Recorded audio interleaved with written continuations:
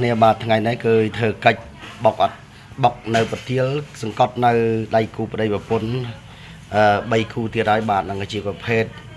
នៃអដ្ឋានរួមរយៈឬក៏ហៅថាអដ្ឋានរួមមិត្តរីឬក៏អដ្ឋានរួមជីវិតអដ្ឋានរួមស្នេហាអដ្ឋានរួមដំណេកអដ្ឋានរួមត្រេកត្រអាលអដ្ឋាននេះគឺធ្វើតម្រូវដៃគូប្តីប្រពន្ធឬក៏សង្សារដែលអត់ចោះសម្រងគ្នា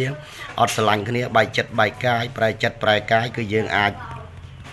សង្កត់យករូបថតនេះសង្កត់ទៅចេញទៅជារូបអដ្ឋានបែបហ្នឹងបាទអញ្ចឹងក៏ពេលទីជាកូនសិស្សយកទៅគោរពយកទៅ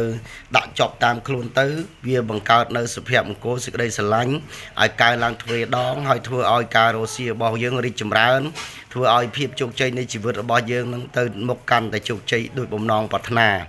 សច្ចាគិតបំណងបងប្រាថ្នានៅអ្វីវានឹងបានដូចចិត្តព្រោះយើងសាងចេញពីផ្កាប្រទាលជារបស់កម្ររកបានអញ្ចឹងគឺ